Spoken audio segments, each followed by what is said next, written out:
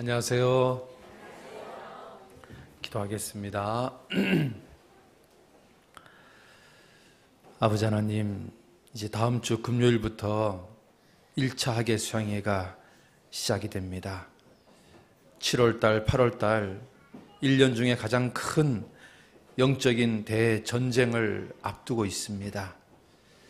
먼저 우리 구원받은 그리스도인들, 이 영적인 큰 전쟁에 한 사람도 빠짐없이 다 참여하고 동참하는 믿음의 군사들이 될 수 있도록 인도해 주시기를 간절히 원합니다. 우리 믿음의 대장이신 예수님께서 전국의 모든 성도들을 공주 수양관에 부르고 계십니다. 한바탕 큰 영적인 전쟁을 위해서 주님께서 우리의 군사된 우리를 간절히 부르고 있는 줄 압니다. 이 주님의 부르심에 한 사람도 불순종하는 사람이 없이 다 참여할 수 있도록 도와주시기를 간절히 원합니다. 그래서 하나님이 부르신 그 부름에 순종해서 그 한 영혼이라도 건지기 위해서 우리 각자의 역할을 온전히 감당할 수 있도록 도와주시기를 원합니다. 아버지 하나님, 저희들이 이 땅에 사는 이유가 단 한 명이라도 잃어진 영혼을 더 건지기 위해서 이 땅에 사는 것인 줄 압니다. 우리 주님께서 1년 중에서 가장 많은 영혼을 건질 수 있는 그 학예 수양이라는 큰 전쟁을 앞두고 우리 모두에게 정말 전쟁을 준비해서 동참하라고 원하고 있는 줄 압니다.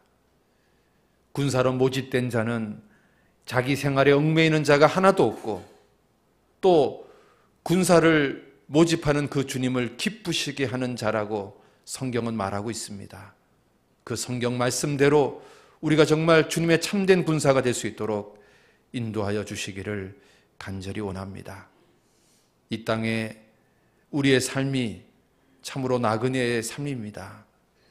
그 옛날 아브라함이 나그네처럼 살아간 것처럼 우리도 나그네처럼 살아갈 수 있도록 도와주시옵소서. 오늘 주일 아침 합당한 은혜와 교훈으로 채워주시고 인도해 주시기를 간절히 원합니다. 예수님 이름으로 기도드렸습니다. 아멘. 히브리서 11장입니다.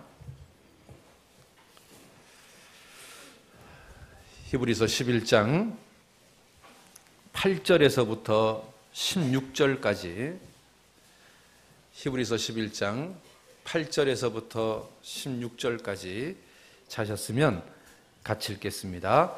믿음으로 아브라함은 부르심을 받을 때 순종하여 장래의 기업으로 받을 땅에 나갈새 갈 바를 알지 못하고 나갔으며 믿음으로 저와 외방에 있는 것 같이 약속하신 땅에 우거하여 동일한 약속을 유업으로 함께 받은 이삭과 야곱으로 더불어 장막에 거하였으니 이는 하나님의 경영하시고 지으실 터가 있는 성을 바라았습니다.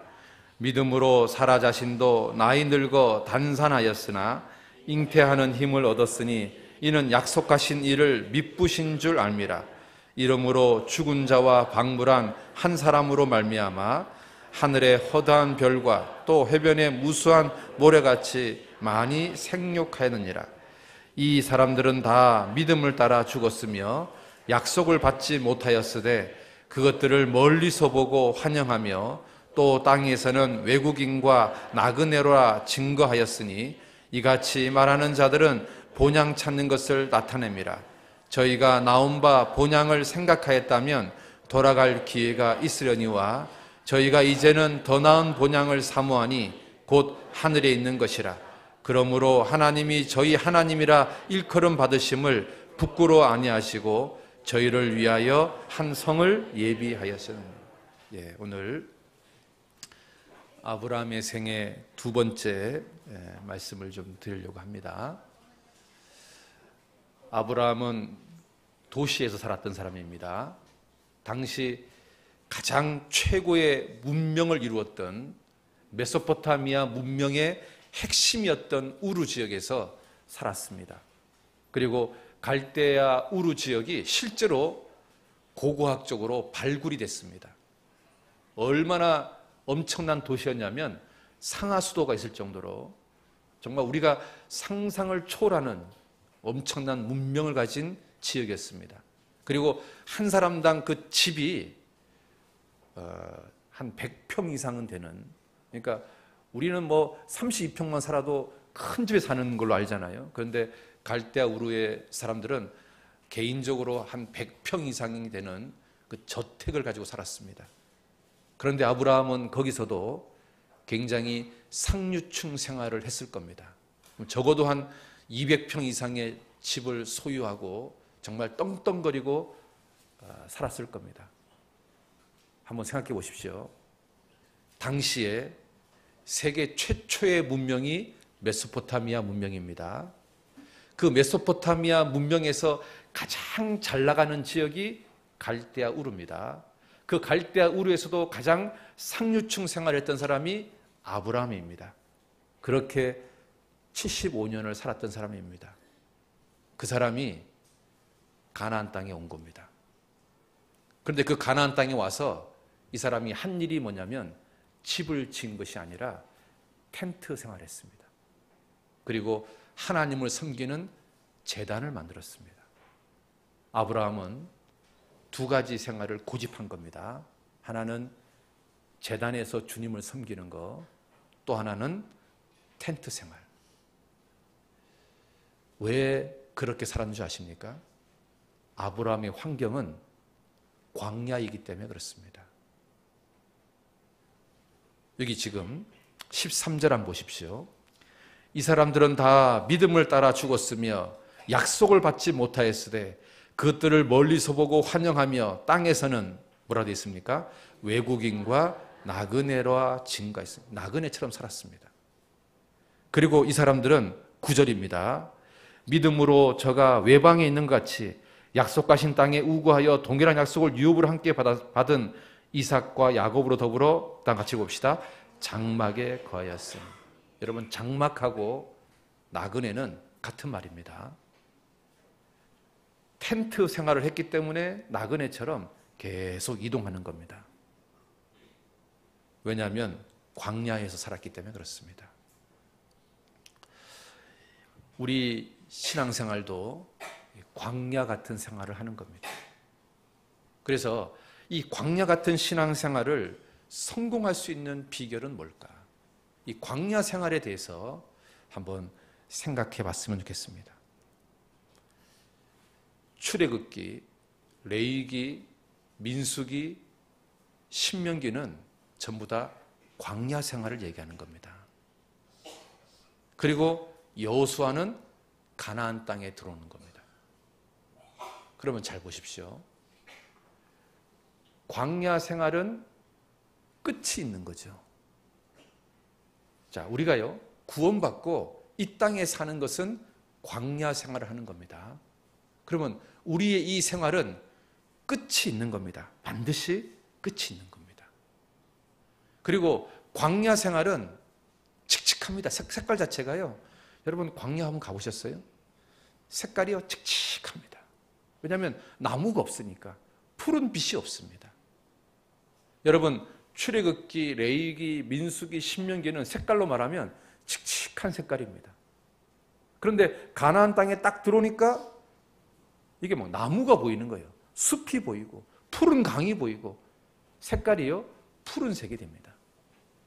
그리고 광야에서 살다가 가나안 땅에 딱 들어가면 어떨까요? 입이 쭉 벌어지는 겁니다. 왜냐하면 너무 멋있으니까, 너무 화려하니까. 여러분, 이 땅의 삶은 광야 생활입니다. 여러분, 이 땅은 칙칙한 겁니다. 그런데 우리가 가야 될 천국은 있잖아요. 입이 쫙 벌어질 정도로 기가 막힌 곳인 겁니다. 그래서 하나님께서요, 광야하고 가나안하고 아주 극한적으로 비교해 놓은 겁니다. 왜? 우리가 가야 될 천국이 그렇게 멋있는 곳이기 때문에 그런 겁니다. 그래서요, 우리는 이 생활이 좀 있으면 끝납니다.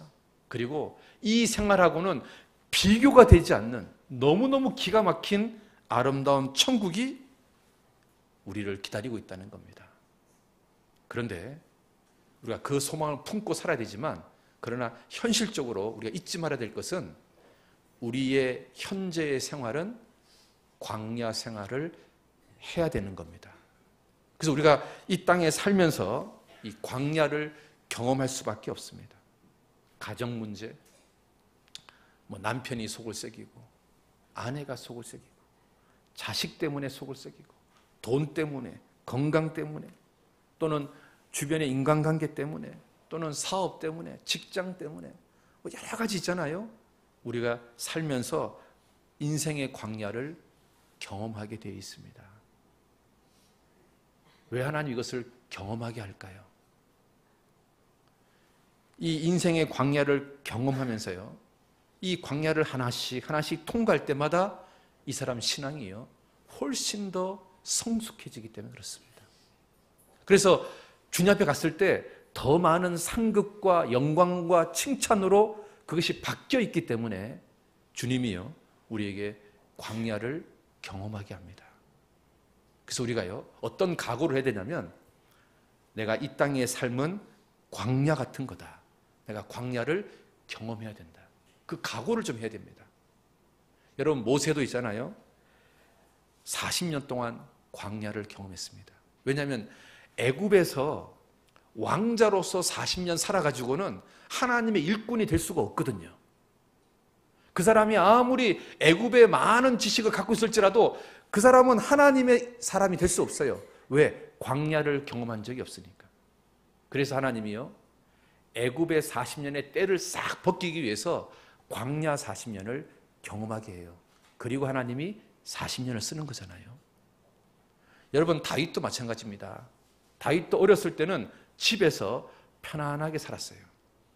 그런데 그 사람이 이 다윗이 아무리 하나님을 바라보는 마음이 좋고 정말 짐승을 죽이는 기가 막힌 기술을 갖고 있을지라도 아직은 왕이 될 수 없어요. 왜?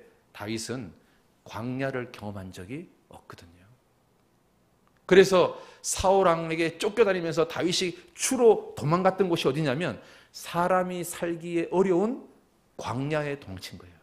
왜? 그 광야에는 동물들이 많거든요. 그러니까 다윗은 실제로요 사울 왕에게 쫓겨다니는 13년을 거의 유대 광야에서 또는 네게부 광야에서 도망자 생활을 했던 겁니다. 다윗도 광야를 경험했습니다. 그래서 위대한 다윗이 된 겁니다. 위대한 모세가 된 겁니다. 하나님도 마찬가지입니다. 우리도 마찬가지입니다. 우리에게요 똑같이 광야를 경험하게 합니다. 그래서 우리 신앙이 지금보다 더 단단해지고 지금보다 더 굳세지고 지금보다 훨씬 더 주님을 위해서 힘있게 살아가는 주님의 일꾼으로 만들기 위해서 주님은 우리에게 여러 가지 광야를 경험하게 합니다. 그래서요 이 성경에 보니까 제가 이 성구 검색에다가요 광야를 딱 쳐보니까 그 앞에요 아주 굉장히 다양한 광야가 있습니다. 뭐 제가 조사해 보니까 수루 광야, 신 광야 또는 신의 광야, 그 다음에 바란 광야, 아바랴 광야, 모압 광야, 그레못 광야, 위험한 광야, 신의 광야, 가데스 광야, 뭐 광야 이름이 되게 많은 거예요. 그러니까 이 광야가 한 종류만 있는 게 아니라 굉장히 다양한 종류의 광야가 있고 유대인들은 실제로 40년 동안 그 다양한 광야를 다 경험했다 그 말이에요. 그러면 우리 신앙생활은 광야 생활이니까 우리도 똑같이 다양한 광야를 하나님이 경험하게 하시는 것이 분명한 겁니다. 그렇지 않습니까? 예를 들면요. 수루 광야에서는요. 수루 광야를 지나갈 때 유대인들은 뭘 경험했냐면 물이 다 떨어지는 그래서 그 물 때문에 하나님께 원망하고 불평하는 것을 경험합니다. 또 신광야를 지날 때는 애굽에서 가져온 양식이 다 떨어져서 이제 식량 때문에 염려하고 걱정하고 불평하는 일을 경험하게 됩니다. 그리고 르비딘 광야에서는 여러분도 잘 아시다시피 반석에서 물이 나오는 정말 어마어마한 기적을 경험합니다. 유대인들은 실제로요 많은 광야를 경험했고 그 많은 광야에서 다양한 일들을 경험합니다. 그러면서 유대인들의 신앙이요 단단해집니다. 그래서 가나안 땅에 들어가기에 적합한 사람들로 하나님이 바꾸시는 겁니다. 그래서 광야 1세대가 다 죽고 광야에서 태어난 2세대가 가나안 땅에 들어가는 것처럼 우리가 육신은 다 죽고 우리 속사람으로 천국에 가야 되는 거죠. 그래서 우리 속사람, 우리 껍데기가 다 죽고 우리 속사람으로 다 바뀌어서 천국에 딱 가면 이 사람은 상급이 제일 많은 사람이고요. 한 반쯤 바뀐 사람은 상급이 좀 적은 사람이고 그렇게 되는 겁니다. 물론 천국 딱 가면 우리가 완전히 변화되지만 그러나 이 땅에 살면서 얼만큼 껍데기를 죽이고 속사람을 강성하게 만들었냐에 따라서 상급이 거기에 비례할 거 아닙니까?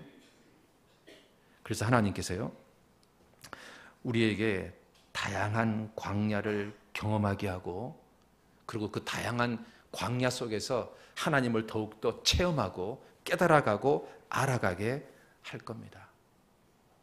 그래서 우리가 했잖아요. 이 생각을 딱 마음에 새게 됩니다. 내가 천국 갈 때까지 나는 광야길을 걸어가는 거다. 그리고 하나님이 다양한 것을 경험시켜 주는 것은 전부 다 나의 유익을 위해서 경험시켜 주는 거다. 어려움이 찾아오고 힘든 일이 찾아오고 시험이 찾아오고 고난이 찾아오는 것은 다 나의 유익을 위해서 주님이 보내신 거다. 그 생각하셔야 됩니다. 여러분, 아브라함도 마찬가지예요. 아브라함이요, 가나안 땅까지 완골로 해서 아브라함의 신앙이 끝나지 않았습니다. 실제로 우리가 성경 읽어보면 아브라함이요, 그 광야에서 많은 일들을 경험하잖아요. 그래서 나중에는 어디까지 성장했냐면 네 아들을 내게 바쳐라고 말했을 때 그냥 기꺼이 순종할 정도로 사람이 바뀌잖아요. 그런데 우리가 너무 잘 알다시피요, 아브라함이 가나안 땅에 오자마자 제일 먼저 실패했던 사람이에요.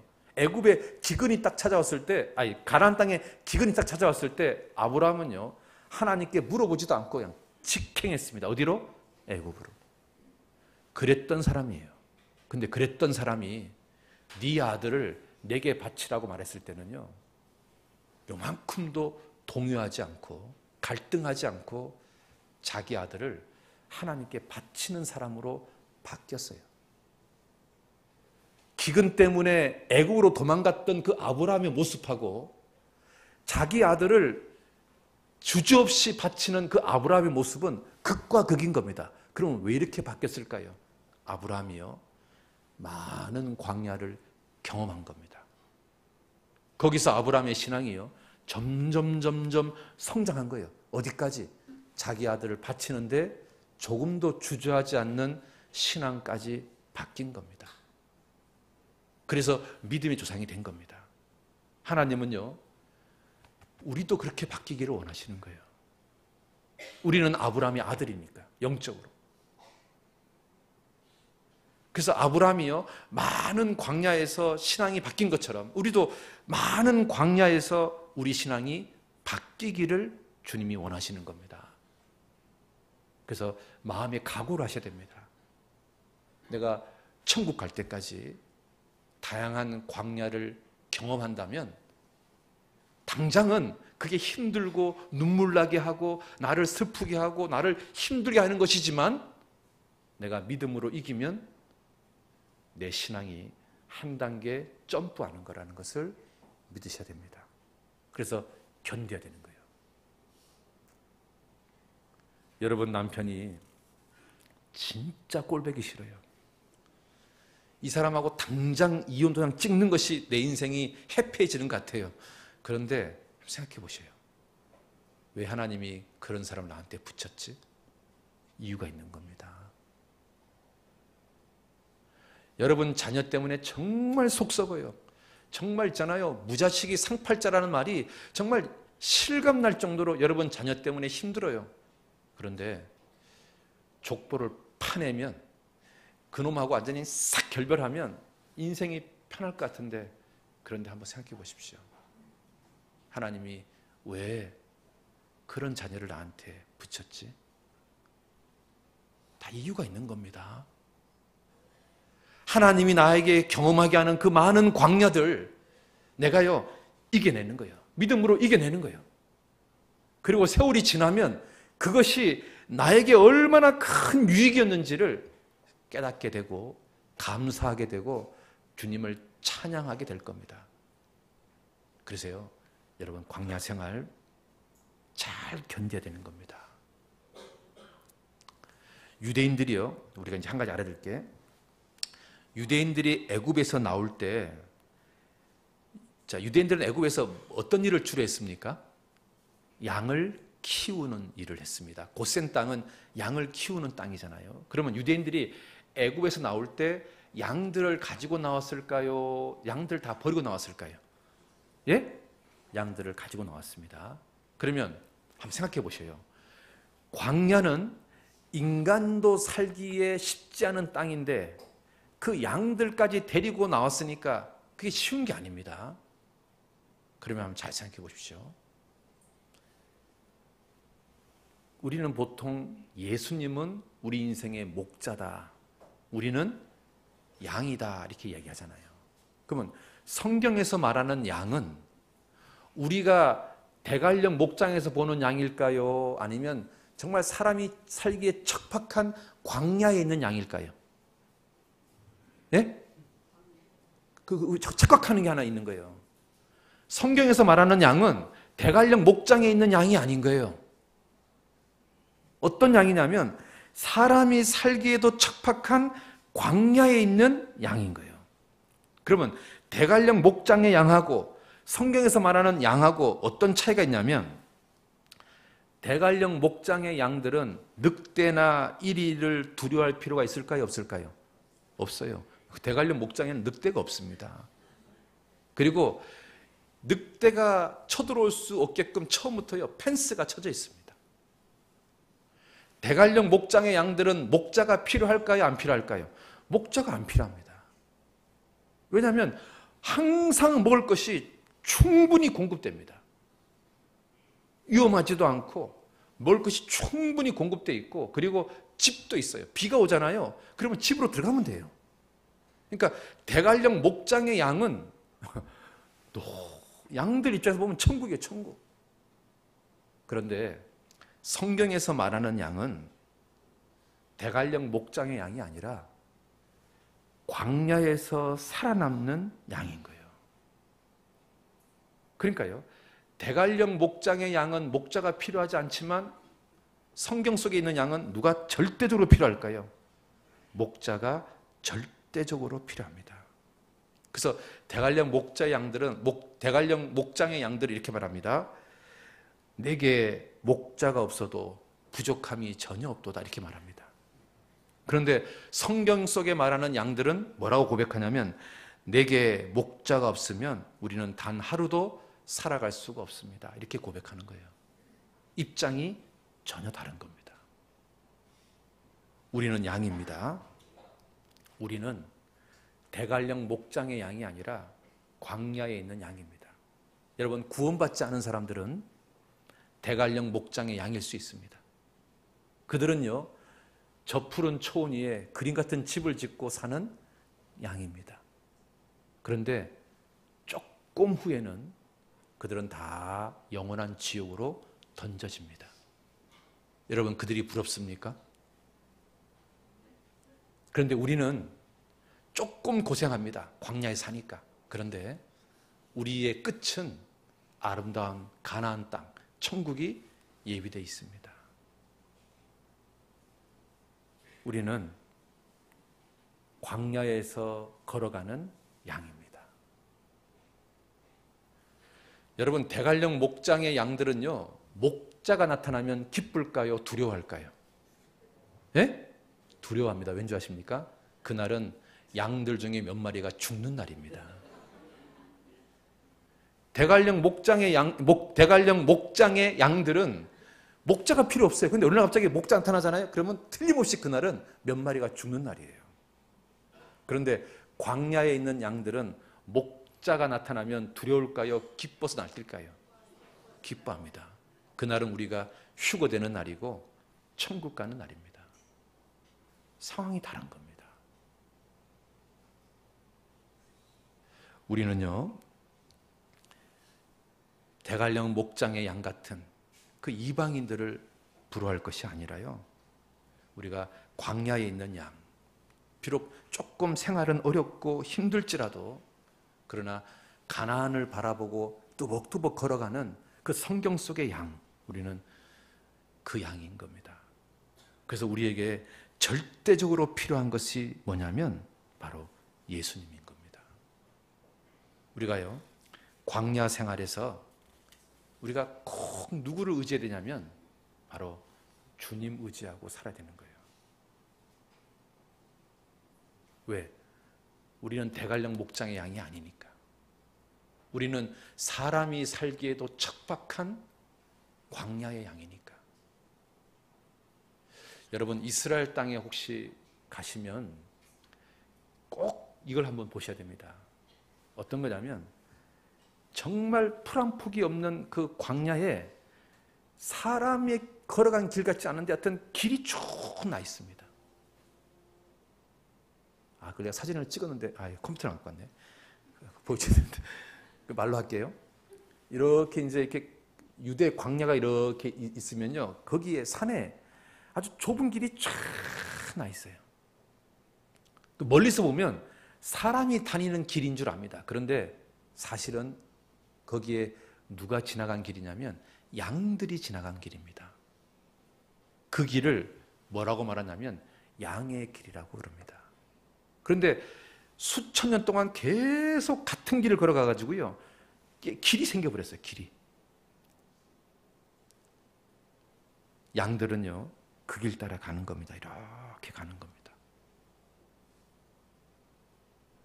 우리가요 그 길을 가는 거예요. 예수님이 걸어간 길, 12사도가 걸어간 길, 2000년 전에 믿음의 선배들이 걸어간 길, 로마 시대 때 박해받았던 그리스도인들이 걸어간 길, 100년 전에 대한민국에 복음을 전하다가 순교했던 그 선교사님들이 걸어간 길, 그들은 지금 똑같은 길을 가고 있습니다. 우리도 그 길을 뚜벅뚜벅 가는 겁니다.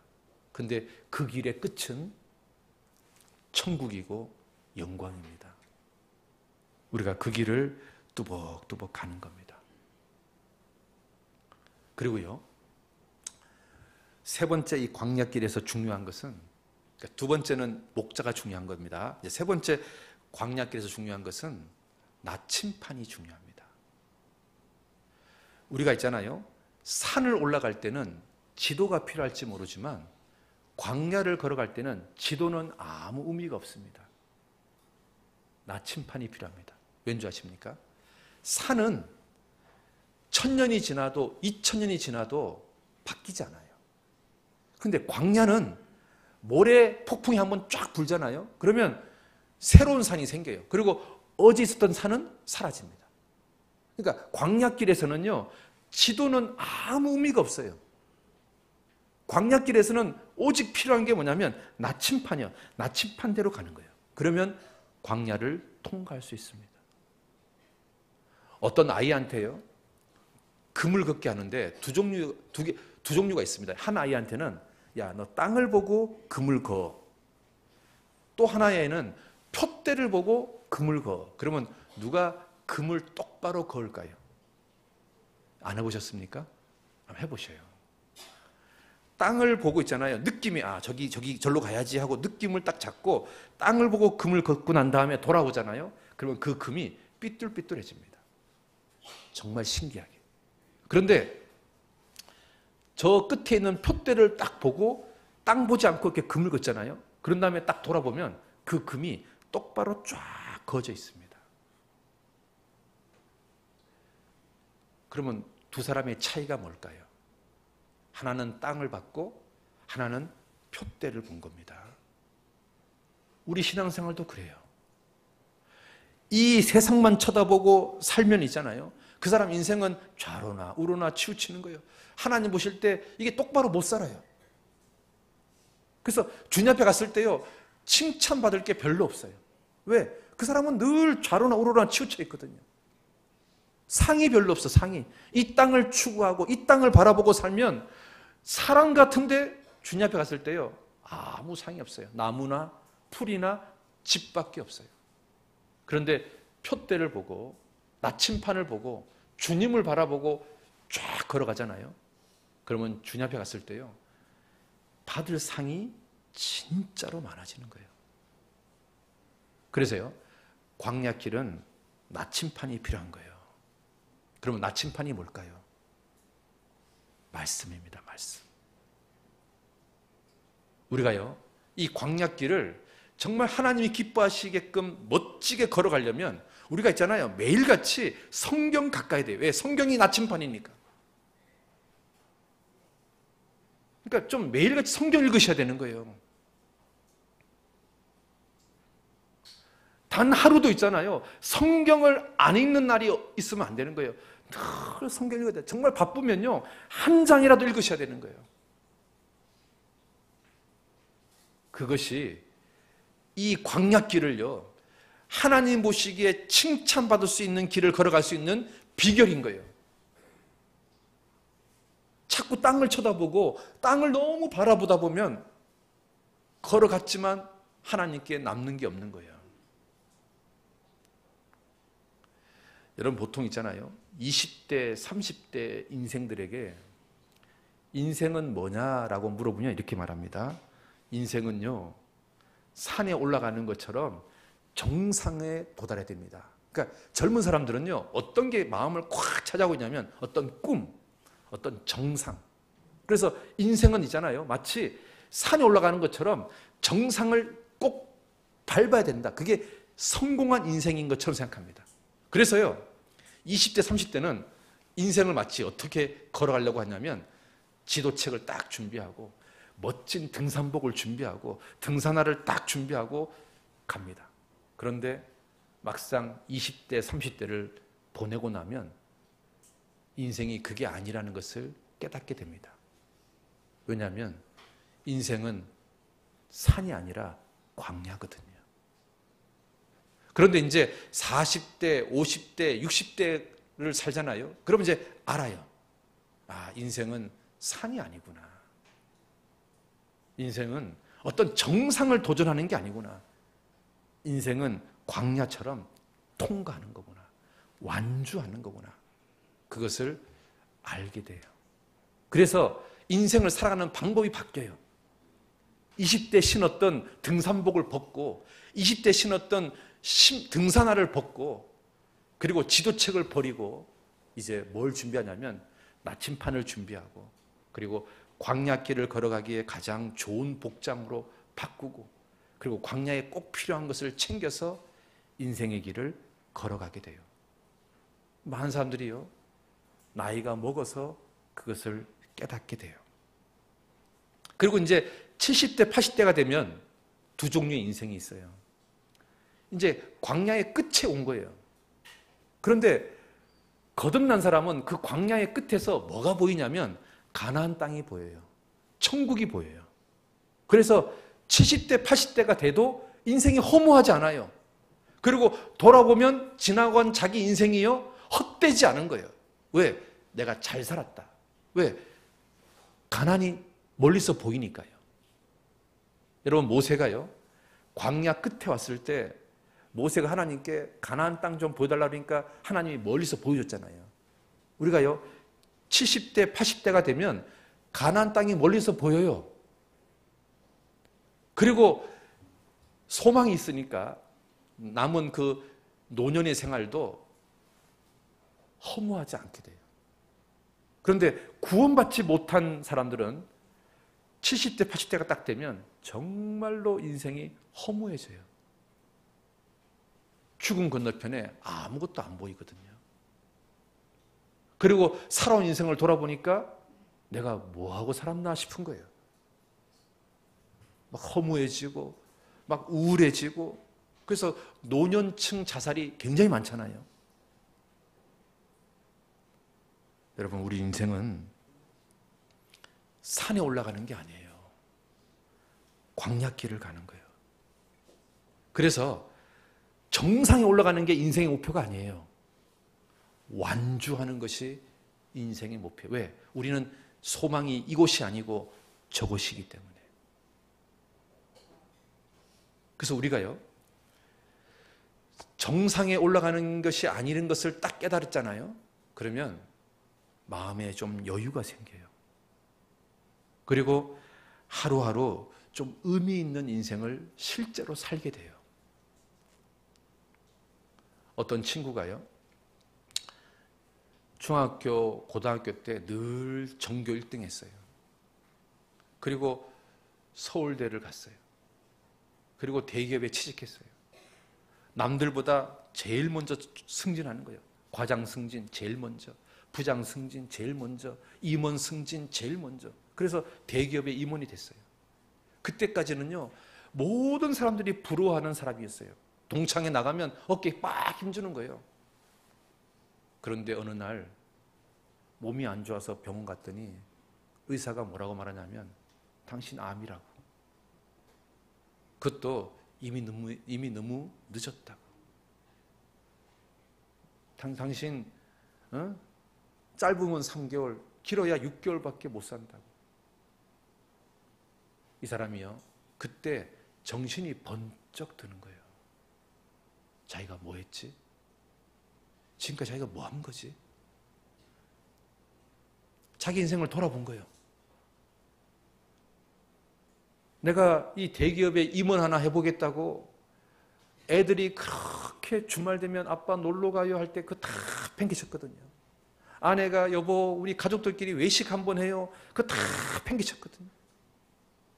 또 교회 가서 구원받읍시다. 그것도 다 팽개쳤거든요. 그냥 오로지 있잖아요. 무슨 정상에 올라가는 등산객처럼 그냥 정상에 깃발 하나 꽂겠다는 마음으로 달려본 거예요. 그런데 막상 암이라는 이야기를 딱 듣는 순간 자기 인생이 아무것도 아닌 거예요. 이 사람이요, 그제서 깨달았어요. 인생은 산이 아니구나.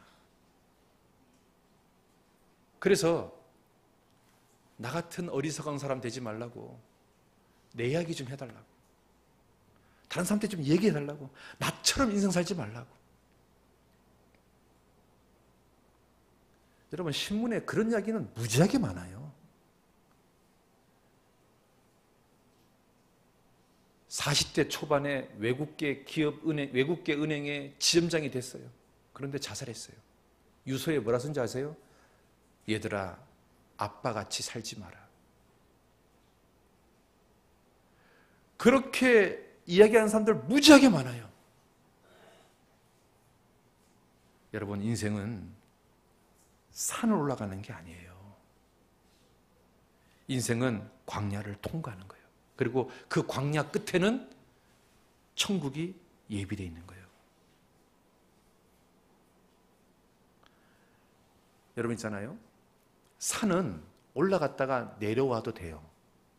근데 광야는요, 한 번 갔다가 돌아올 수가 없어요. 광야는 돌아올 수가 없어요.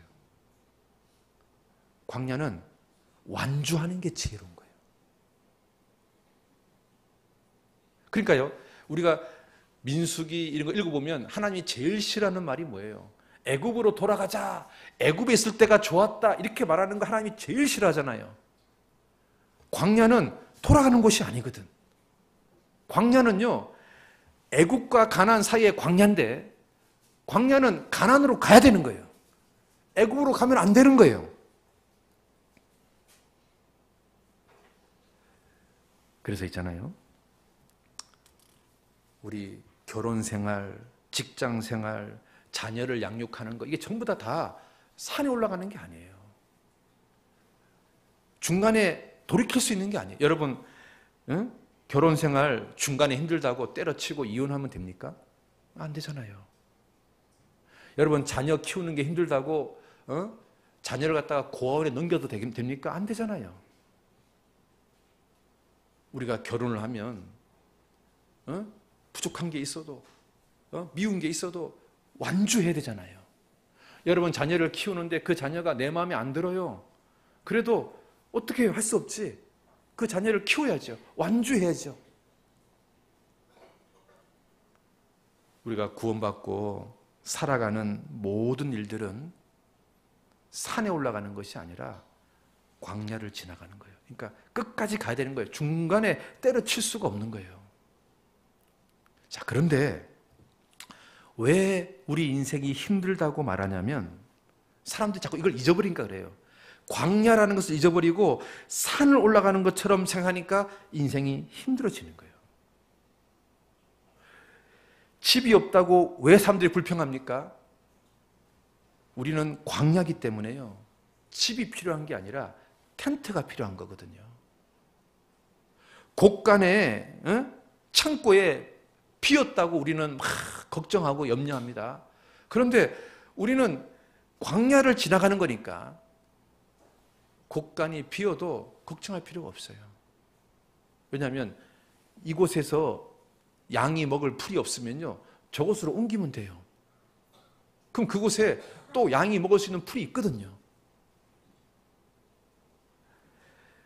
사람들이 있잖아요.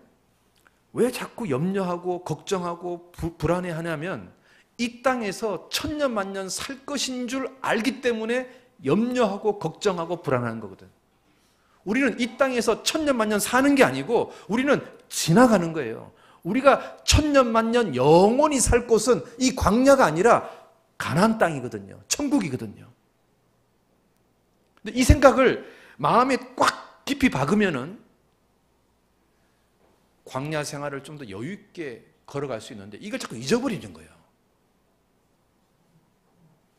여기서 천년만년 살 것처럼 생각하니까 자꾸 걱정이 찾아오고 염려가 찾아오고 불안이 찾아오고 스트레스를 받고 막 그러는 거거든요.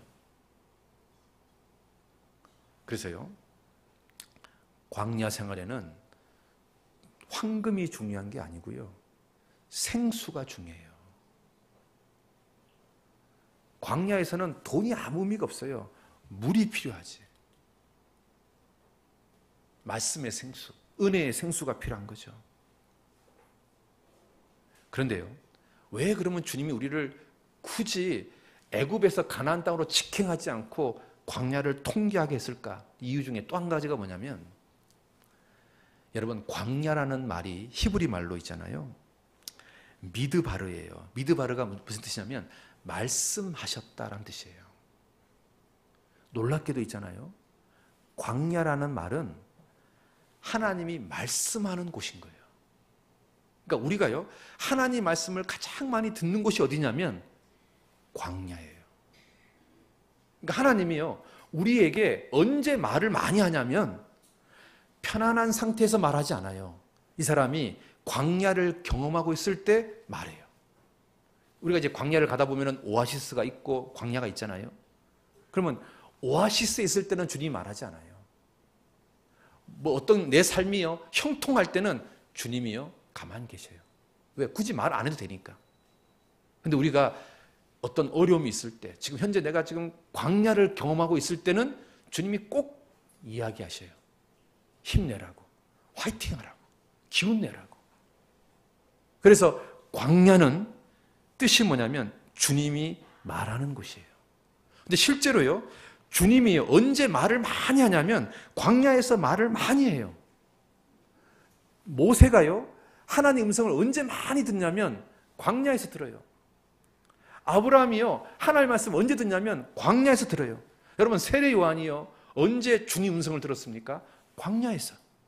여러분, 예수님이요, 광야에서 주님 음성을 듣잖아요. 우리가요, 광야는 주님 음성을 듣는 곳이거든요. 누가복음 3장 봅시다. 누가복음 3장. 자, 보시면 3장 1절 2절, 누가복음 3장 1절 2절 같이 봅시다. 디베료 가이사가 위에 있은 지 15해 곧 본디오 빌라도가 유대의 총독으로 헤롯이 갈릴리의 분봉왕으로 그 동생 빌립이 이두레와 느라고니 지방의 분봉왕으로 루사니아가 아빌레네의 분봉왕으로 안나스가 가야바의 대장으로 있을 때 하나님의 말씀이 빈들에서 사가라의 아들 요한에게 임한지라. 자, 보셔요. 지금 3장 1절부터 2절까지요, 당대의 최고의 권력가들의 이름이 나와요. 디베로 가이사, 로마 황제입니다. 본디오 빌라도, 이스라엘을 다스리는 총독입니다. 그리고 그 주변에 있는 분봉왕, 그리고 그 당시 종교적으로 가장 높은 대제사장, 당시 세상적으로 가장 최고의 권력층의 이름들이 쭉 나열되어 있습니다. 그런데 끝부분에서요, 하나님 말씀이 광야에 있는 요한에게 임한지라. 여러분, 너무나 비교되지 않습니까? 지금 가이사 황제는 황제 같은, 그러니까 궁궐에 삽니다. 분봉왕도 궁궐에 살아요. 대제사장도 멋진 집에 살아요. 그런데 그런 사람에게는 주님 말씀이 임하지 않아요. 광야에 있는 초라한 세례 요한, 침례 요한에게 하나님 말씀이 임하는 거예요. 여러분, 이게 대조되지 않습니까? 무슨 말이냐면 하나님 말씀은 항상 어떤 사람에게 임하냐면 광야에 있는 사람에게 하나님 말씀이 임한다 그 말이에요. 여러분 엘리야가 언제 하나님 음성을 들었습니까? 광야에서 음성을 들었잖아요. 그래서요 서양에 이런 격언이 있습니다. 한번 따라 보실래요? 신을 만나려면 광야로 가라. 왜냐하면 광야에서 하나님 음성이 들리니까. 그래서요 이 서양에서는요 기도원, 금식 뭐 하는데 이런 데는 수도원 이런 데는 다 어디 있는지 아십니까? 광야에 있습니다. 우리나라는 뭐 산속에 있잖아요. 근데 걔네들은 광야에 있어요. 왜냐하면 광야에서 하나님 음성이 들리니까. 자, 그렇다면 우리가요 이 지금 나그네 길, 이 광야길을 걸어가면서 내가 주님의 음성을 들으려면 우리도요 내 삶 속에 광야의 어떤 시간을 만들 필요가 있잖아요. 그럼 광야는 어떤 곳입니까? 세상하고 차단된 곳이잖아요.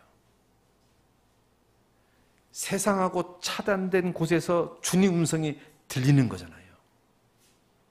그러니까요 내가 새벽에 조용히 성경을 묵상하는 시간, 또는 골방에서 조용히 주님께 기도하는 시간, 뭔가 그러니까 이 세상하고 잠시지만 차단이 되어서 주님과 이 교제하는 시간이 이게 나한테는 광야의 시간이에요. 그때 하나님은 나한테 말씀하실 겁니다.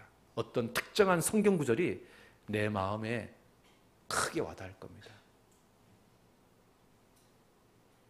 우리가요 이 광야길 같은 신앙생활, 이 나그네길 같은 신앙생활을 성공적으로 하기 위한 비결이 뭐냐면 우리가 매일같이 나만의 광야의 시간을 가져야 돼요. 그곳에서 주님 음성을 들어야 되는 거예요. 한번 따라 봅시다. 나의 생활 속에서 광야를 마련하라. 광야로 나갈 수 없다면 나의 생활 속에 광야를 만들어라. 그게요 주님 음성을 들을 수 있는 시간입니다. 그 사람이 이 광야길 같은 신앙생활을 성공적으로 마칠 수 있습니다. 그 사람이 주님 앞에 갔을 때요 칭찬과 영광을 받을 수 있습니다. 주님은요 언제 말씀하시냐면 광야에 있는 사람에게 말씀하십니다. 봐봐요, 예수님은 항상 있잖아요 제자들하고 환자들하고서 막 사역하다가 항상 제자들하고 사람들하고 환자들하고 떨어진 곳에, 한적한 곳에 혼자 따로 있었습니다. 왜? 주님도 그게 필요한 것을 아셨잖아요. 주님도 자기만의 광야의 시간을 항상 가졌잖아요. 그곳에서 기도했잖아요.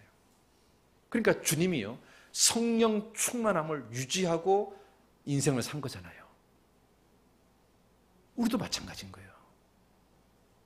우리가 성령 충만한 상태를 유지하고 이 광야길을 힘있게 걸어가려면 내 삶 속에서 하나님 음성을 들을 수 있는 광야의 시간이 꼭 필요한 거예요. 광야는 하나님이 말하다라는 뜻이거든요.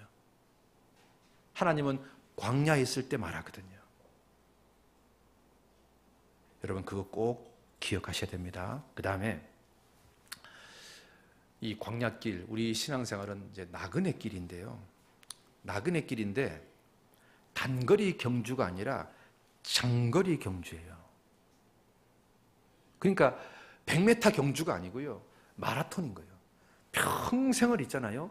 뚜벅뚜벅 걸어가야 되는 거예요. 이 지금 현재 있잖아요. 이 광야에 사막에서 이 텐트 생활을 하고 있는 민족이 있습니다. 지금 현재도 중동에 가면 그 민족을 베두인족이라고 합니다. 약 18만 명 정도가 살고 있습니다. 이 사람들이 주로 어디 사냐면 이집트 시나이 반도에서 이스라엘 네게브 사막에서 사우디아라비아 사막까지, 거기 다 사막이거든요. 그 넓은 지역을요 왔다 갔다 합니다. 그러면서 성경하고 똑같이요. 텐트를 지어서 살고 양들을 키우면서 삽니다. 그 베두인족들의 생활을 자세히 보면요, 우리가 뭘 알 수 있냐면, 아, 아브라함이 이렇게 살았겠구나 알 수 있습니다. 그리고 그들의 생활을 자세히 보면요, 우리가 영적으로요, 이 나그네 길을 어떻게 걸어가야 되는지에 대한 지혜가 숨어 있습니다. 이 베두인족, 내가 베두인족 사진도 찍어놨는데, 베두인족들이 여기 컴퓨터를 갖고 와서 그 텐트를 있잖아요. 텐트도 되게 후졌어요. 이 텐트가 뭘로 만든 거냐면 양 가죽으로 만들었어요. 양 가죽으로 이렇게 텐트를 쳐가지고요, 이렇게 살아요.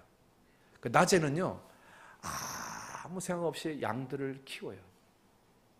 그리고 이제 밤이 되면 있잖아요, 가운데 모닥불을 피워놓고 가족들, 이웃들이 와서 커피를 마시고 대화를 나누고 또는 춤을 춰요.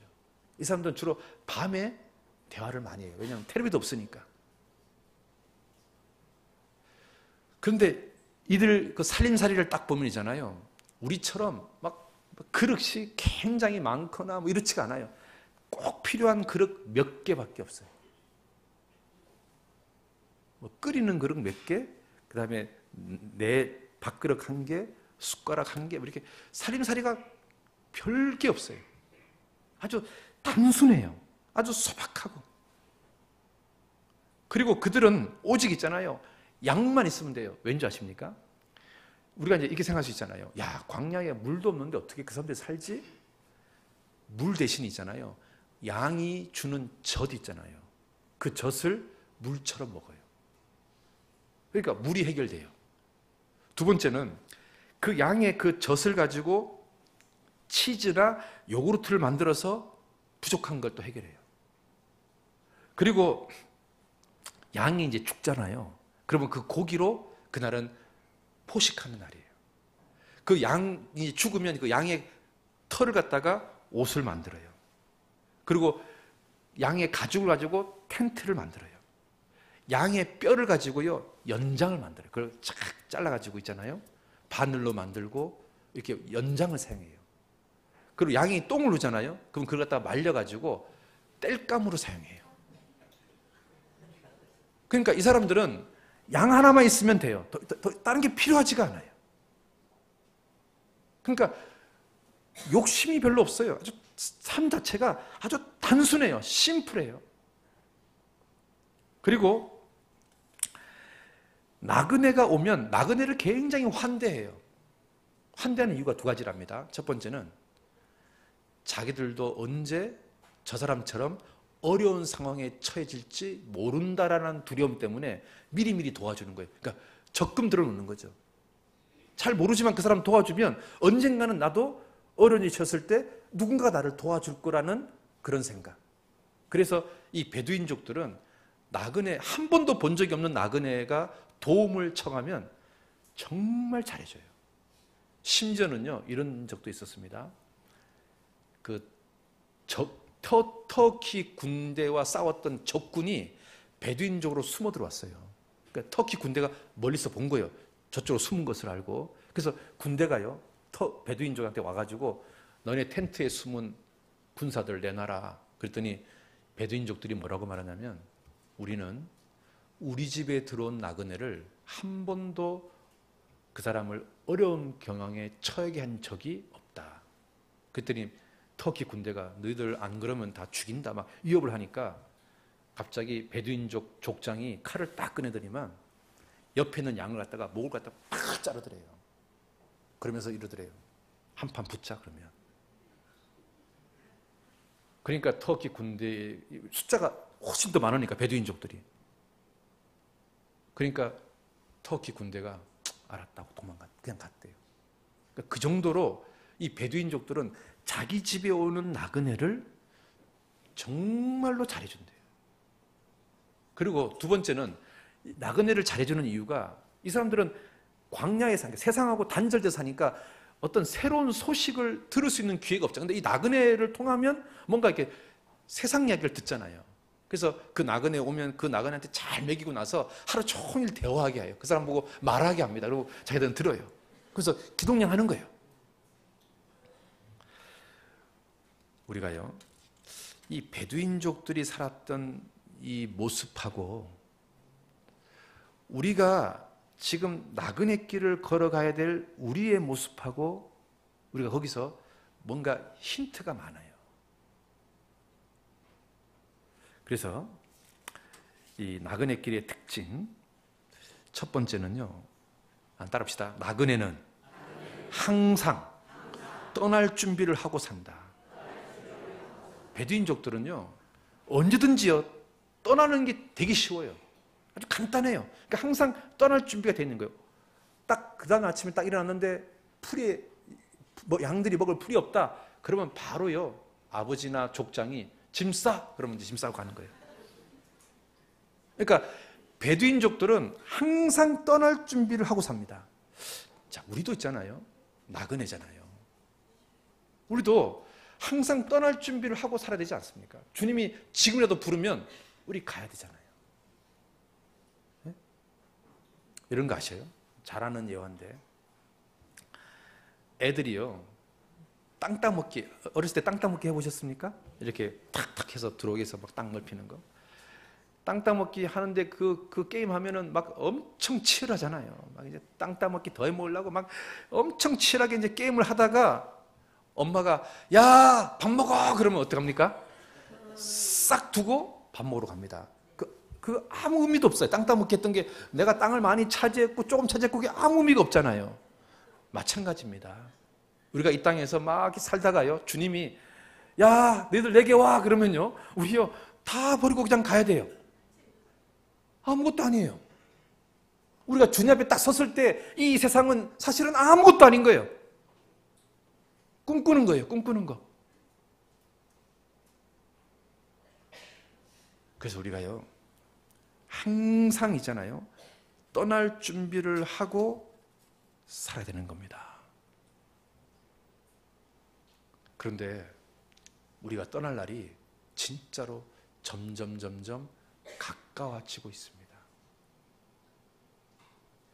제가 인터넷에서 이런 걸 하나 봤는데요, 이게 진짜인지 가짜인지 저도 잘 헷갈리는데요, 미국의 큰 대기업의 CEO들 중에서 한 100명 정도가 갑자기 회사를 다 그만뒀대요. 그리고 미국에서 어마어마하게 큰 회사가요 지하에다가 초호합한 그 방공호를 지었대요. 근데 그 사진을 이렇게 보여주는데 이거는 방공호 개념이 아니라 무슨 호텔 개념이에요. 그런데 희한한 것은 미국의 어마어마한 대기업의 CEO들이 그 엄청난 연봉을 보장하는 그 자리를 다 버리고 그만뒀다는 거예요. 뭐 좀 이상하죠? 뭔가 좀 이상하지 않습니까? 여러분, 우리가 성경을 이렇게 읽어보면 마지막 때 되어질 예언이 우리 시대에 진짜 많이 이루어졌습니다. 우리가요 지금이라도 주님이 딱 부르시면 우리는 딱 주님께 갈 준비가 돼 있어야 됩니다.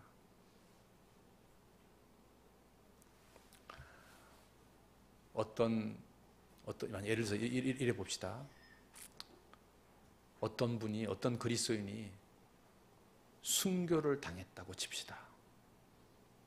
그런데 그 그리스도인 집에 갔더니 냉장고에는 한 달치 먹을 식량이 가득가득 쌓여 있고, 그리고 비밀 금고에는 막 엄청난 돈과 엄청난 보석들로 가득 쌓여 있고, 옷장을 열어보니까 막 밍크 코트부터 시작해서 막 옷이 막 수천 벌이고, 그런 상태에서 주님 만난다면 좀 부끄럽지 않을까요?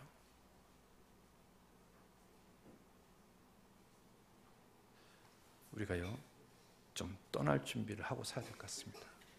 두 번째는요, 나그네는 짐이 간단해야 됩니다. 합시다. 나그네는 짐이 간단해야 된다.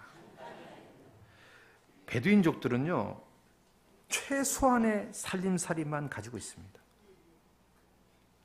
여러분, 100년 전에는 우리가 살아가는데 필요한 물건이 몇 가지나 됩니까? 라고 물어봤더니 한 200개 정도를 얘기하더랍니다. 100년 전에는. 우리가 이 땅에 살기 위해서 꼭 필요한 물건이 한 200개 정도 필요합니다. 라고 얘기하더래요. 근데 지금 현대인들에게 우리가 살기 위해서 필요한 물건이 몇 개나 됩니까? 라고 물어보니까 몇 개를 얘기한 줄 아십니까? 아치면 더운데 하와이 3박 4일 여행권을 드릴까? 몇 개나 필요하다고 대답했을까요? 한번 적어보라 했더니 적는데 몇 개나 적었을까요? 100년 전에는 200개입니다. 지금은 몇 개 정도 될까요? 예? 4,000개. 아닙니다. 3만 개가 필요하답니다.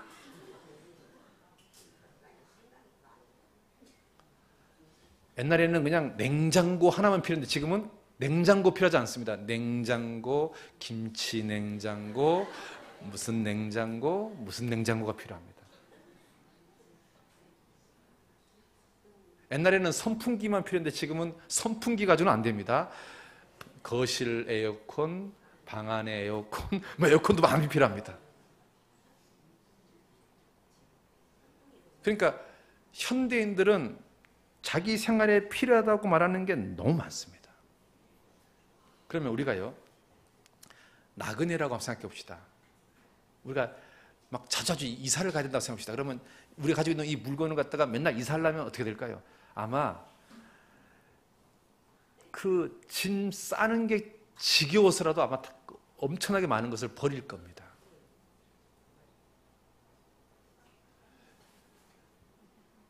여러분, 만약에 어떤 이유에서 여러분이 1년마다 한 번씩 이사를 한다고 생각해 보십시오. 그럼 어떨까요?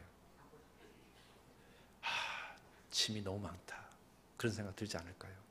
만약 하나님 우리한테 너희들 매 1년마다 이사라고 만약 한다면 아마 우리가 굉장히 많은 물건을 다른 사람한테 주거나 버리거나 할지도 모릅니다. 우리가요, 나그네이기 때문에 짐을 좀 간단하게 됩니다. 우리의 본향은 천국이니까. 그렇잖아요? 본향을 바라봐야 되니까. 그 다음에 이 아브라함은 있잖아요. 아브라함, 이삭, 야곱은 전부 다 부자였습니다. 어마어마한 거부였습니다. 그런데 이 사람들도 있잖아요. 멋진 집을 짓고 싶은 유혹이 있었을 겁니다. 정착 생활하고 싶은 유혹이 있었을 겁니다. 그런데 이 사람들은 그 유혹을 이기고 텐트 생활을 고집했습니다. 여러분, 할 수 없는데 안 하는 거하고 충분히 할 수 있는데도 불구하고 안 하는 것은 다른 거지 않습니까? 우리가 알다시피 아브라함은 거부였습니다. 엄청난 부자였습니다. 가나안 땅에서도. 이삭도 거부였습니다. 야곱도 거부예요. 어마어마한 거부예요. 제가 중동 가가지고 물어봤어요. 몽골 가서도 물어봤어요. 양을 몇 마리 정도 키우면 부자라고 말하냐, 진짜 부자라고 말하냐 했더니 한 1,000마리 이상 키우면 어마어마한 부자래요. 그런데 아브라함, 이삭, 야곱은요 1,000마리 이상의 짐승을 키웠습니다. 그러니까 지금도 1,000마리 이상이면 엄청난 부자라고 말하는데 수천 년 전이니까 엄청난 부자 아니었겠습니까? 그러면 양 10마리, 예를 들어서 한 100마리 팔아가지고요 멋진 집을 지을 수 있습니다. 그런데 아브라함은 그것을 거절했습니다. 그 유혹을 스스로 버렸습니다. 왜냐하면 본향을 사모했기 때문에. 그래서 자기 생활을요 심플하게 했습니다. 그 다음에 세 번째요, 나그네의 삶은 현재의 생활에 자족하는 삶입니다. 한번 따라합시다. 나그네의 삶은 현재의 삶을 자족하는 삶이다. 여러분, 비행기 안에서는 호화로운 뷔페식을 기대해야 됩니까? 기내식에 만족해야 됩니까? 예? 여러분 비행기 타면 기내식에 만족해야 되죠? 그렇잖아요. 비행기 타가지고요 비빔밥 나오면 횡재하는 겁니다. 진짜 그보다 더 못한 밥이 나올 때도 굉장히 많거든요. 여러분 군대에 가면 어떤 음식에 만족해야 됩니까? 예? 짬밥에 만족해야 됩니다. 우리 여성분들, 우리 자매님들은 군대를 안 가서 모르시지만 진짜 군대밥 맛없습니다. 그렇지만 군인들은 거기에 만족합니다. 그러면 우리가요 광야에 살 때는 어디에 만족해야 됩니까? 광야의 식탁에 만족해야 됩니다. 멋진 집, 멋진 옷, 멋진 음식, 그것은 다 가나안 땅 가서, 천국 가서 누리는 겁니다. 그래서 현재 삶에 만족해야 됩니다. 그 다음에 네 번째, 나그네 삶에서 중요한 것은 황금보다 생수가 중요합니다. 광야길을 걸어갈 때는 황금은 아무 의미가 없습니다.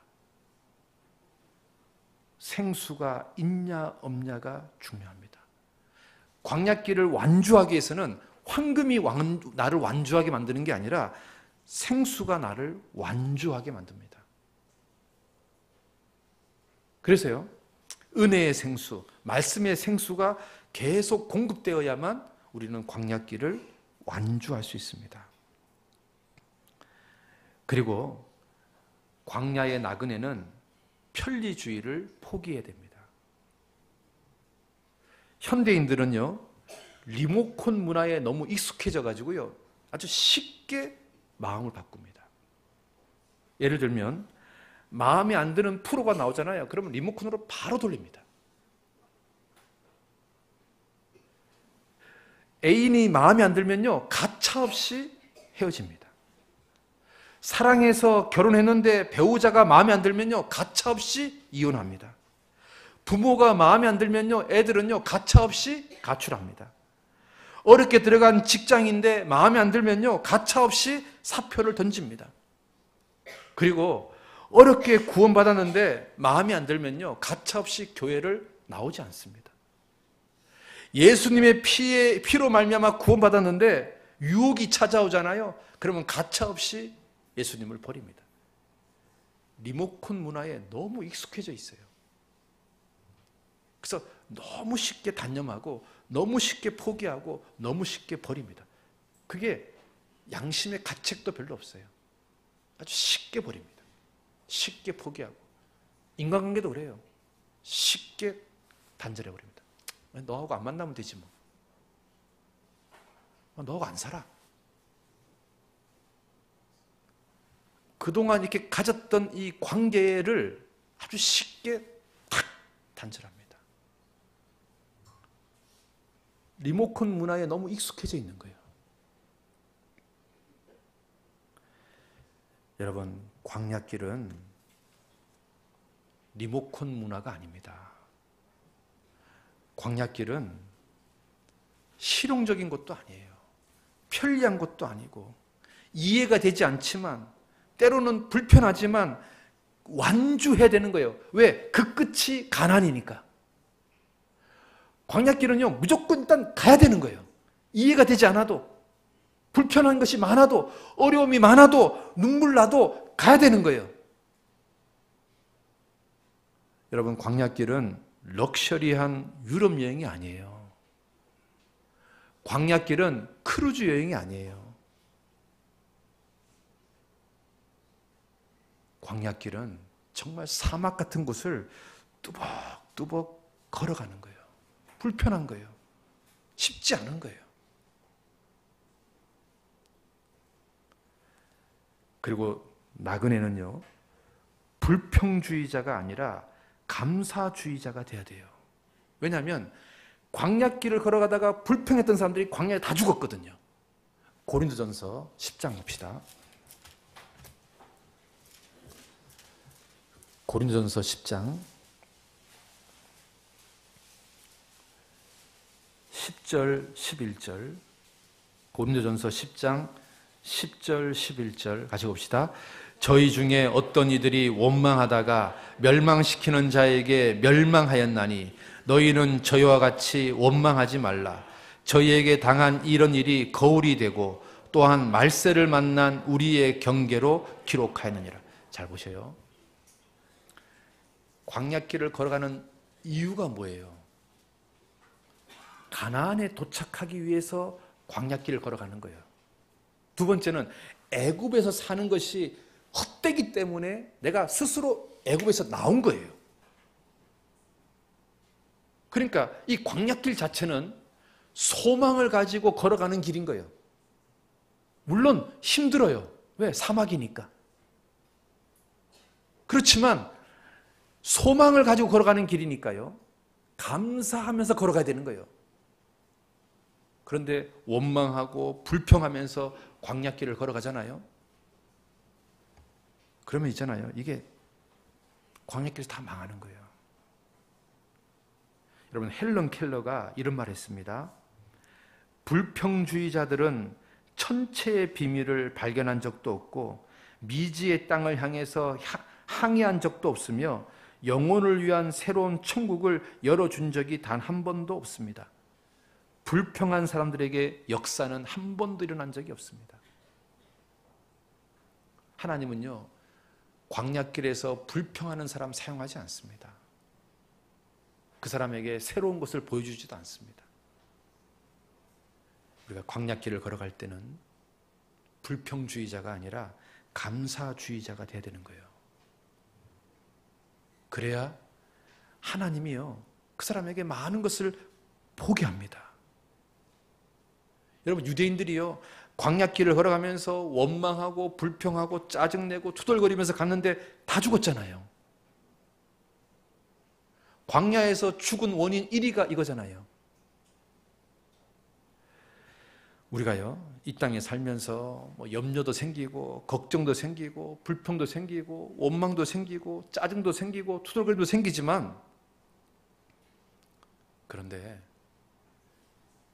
이것이 나의 유익을 위해서 주신 거라는 것을 생각하고 기다리는 거예요.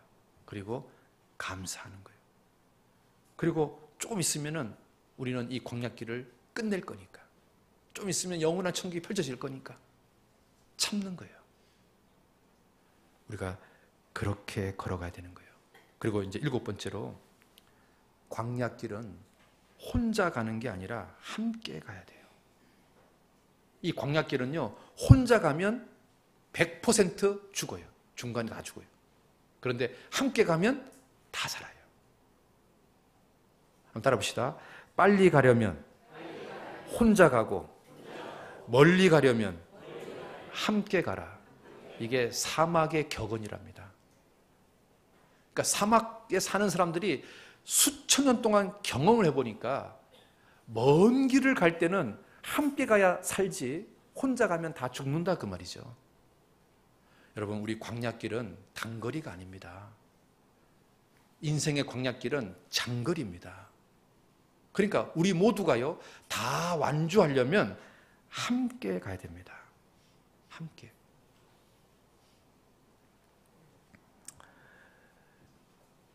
주님은요, 이렇게 말합니다. 네 한 손은 내 손을 잡아라. 그리고 나머지 한 손은 다른 성도를 잡아라. 그래서 함께 가자고 얘기합니다. 그럼 우리는 절대로 망하지 않습니다. 여러분, 한 손은 주님 손을 붙잡으십시오. 그리고 여러분, 또 다른 한 손은 내 옆에 있는 형제자매들 손을 잡으십시오. 그래서 함께 가야 됩니다. 함께 할 때 행복해지는 거고, 함께 할 때 안전한 거고, 함께 할 때 더 큰 힘이 발휘되고, 함께 할 때 따뜻해지는 겁니다. 혼자는 광야길을 가는 것이 아닙니다. 함께 가는 겁니다. 우리가 있잖아요, 광야길을 가기 위해서 함께 해야 됩니다. 그러면 우리 모두 다 안전해집니다. 그리고 이제 네 번째, 큰 4번 네 번째. 이 광야길을 언제나 완주하는 짐승이 하나 있습니다. 그게 뭘까요?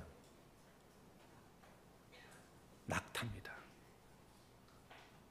세상의 다른 짐승들은요, 광야길을 완주하지 못해요. 중간에 다 죽어요. 그런데 희한하게 낙타는 광야길을 완주합니다. 그러면 그 낙타의 특징을 잘 연구하면 우리가요, 이 광야길을 어떻게 완주할 수 있는 노하우가 생길 수 있습니다. 그래서 이 낙타에 대해서 한번 생각해 봤으면 좋겠습니다. 여러분, 그 노래 중에 이런 노래 있잖아요. 월말이면 월급 타서 로프를 사고 연말이면 적금 타서 낙타를 사자. 그런 이야기 들어보셨습니까? 낙타는 사막을 통과할 수 있는 유일한 짐승입니다. 낙타는 사막이라는 바다를 항해할 수 있는 유일한 배입니다. 그러니까 이 낙타가 이 사막, 이 광야를 어떻게 통과했는지를 잘 연구한다면 우리가요, 이 나그네 길 정말 잘 할 수 있는 노하우를 배울 수 있을 겁니다. 오늘 정말 제일 중요한 이야기인데요. 첫 번째, 이제 낙타의 특징을 제가 먼저 설명해 볼게요. 낙타는 한 번에 50리터에서 60리터의 물을 마시고 저장한답니다. 그러면 한 60리터면 조그만 물병 170병입니다.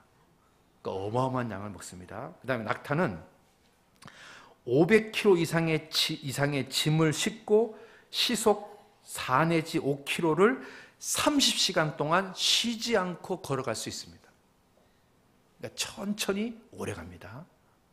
그 다음에 낙타의 머리뼈가 눈둘레를 덮고 있어서 햇볕 가리개가 됩니다. 이 머리뼈가 이렇게 튀어나와 가지고요, 얘는 선글라스 안 껴도 효과가 있습니다. 그 다음에 낙타의 발이 커서 모래에 빠지지 않습니다. 다섯 번째는 짙은 속눈썹이 두 겹으로 되어 있어서 모래바람을 막아줍니다. 이 속눈썹이 두 겹이기 때문에 모래바람을 두 겹이 1차로 막아주고 2차로 막아줍니다. 그 다음에 여섯 번째, 코에 근육이 있어서 자기 의지대로 코를 막았다가 열었다 할 수 있습니다. 그러니까 우리는 의지로 이 코가 이렇게 안 다치잖아요. 낙타는 하면 이렇게 다쳐요. 그러면 이제 모래바람이 불면은 코를 갖다가 탁 막아요. 그러니까 모래바람이 안 들어와요. 그 다음에 입술이 두꺼워서 선인장 같은 사막 식물을 먹을 수 있어요. 그러니까 째빗한 것을 이렇게 먹어도요, 이게 혀가요 찔리지를 않는데요. 그 다음에 여덟 번째, 귀에 털이 있어서 모래바람이 불 때 모래가 귀에 들어가는 것을 막아준대요. 아홉 번째, 낙타 털은 단열 효과가 매우 뛰어난 털이래요. 그래서 일교차를 잘 견디는 털이에요. 그래서 우리가 최고급 옷감 중에서 뭐가 있습니까? 낙타 털로 만든 옷감. 그걸 뭐라고 그러는지 아십니까? 예? 그걸 뭐라고 그러는데? 그걸 뭐라고 그러는데? 안 입어서 모르십니까? 그런 거 있습니다. 낙타 털로 만든 옷감을 제가 몽골 가가지고 하나 얻었는데, 예. 그 다음에 열 번째는 낙타는 체온이 6도 정도는 올라갔다가 내려가도 감기에 걸리지 않습니다. 그런데 인간은요 36.5도잖아요. 근데 35도만 돼도 저체온증으로 위험하고요, 40도만 돼도 고열로 위험합니다. 그러니까 인간은 36.5도에서 조금만 벗어나면은 이 사람은 위험해집니다. 근데 낙타는 정상 체온에서 6도까지요 위로 아래로 가도 문제가 없습니다. 그런데도 이 메르스 걸린 낙타는 안 됩니다. 자, 그러면 이제 우리 낙타하고, 이 낙타가 이제 이 사막을 완주하는 거니까 이 낙타하고 우리하고 한번 비교를 해서 우리가 좀 생각해 볼 게, 첫 번째는 낙타는 절대로 자기 짐을 지지 않고 주인이 주는 짐만 집니다. 그러니까 낙타는 주인이 주는 짐만 딱 져요. 따라합시다. 낙타는 자기 짐을 지지 않고 주인이 주는 짐만 진다. 그러면 이제 주인이요, 이 낙타한테 짐을 씌울 때 감당할 만한 짐만 줄까요? 감당치 못할 짐까지 줄까요? 그리고 어른 낙타하고 새끼 낙타하고 짐의 무게를 달리할까요? 똑같이 할까요? 낙타의 상태에 따라서 짐의 크기와 무게가 다 다를 겁니다. 그렇죠? 자, 우리가 인생의 짐이 왜 무겁다고 느끼는 줄 아십니까? 우리가 짊어지지 말아야 될 짐까지 짊어지고 있기 때문에 우리가 무겁다고 말하는 거예요. 우리 인생의 짐은 주님께 다 맡기고 주님이 우리한테 짊어지는 짐만 지면 우리 굉장히 가벼운데, 주님이 짊어지는 짐도 지고 내 인생의 짐도 지고, 그러니까 우리가요 인생의 짐이 무겁다고 얘기하는 겁니다. 그렇지 않습니까? 낙타는 자기 짐을 지지 않습니다. 낙타는 주인이 짊어주는 짐만 짓습니다. 시편 55편 한번 봅시다. 시편 55편. 시편 55편 22절입니다.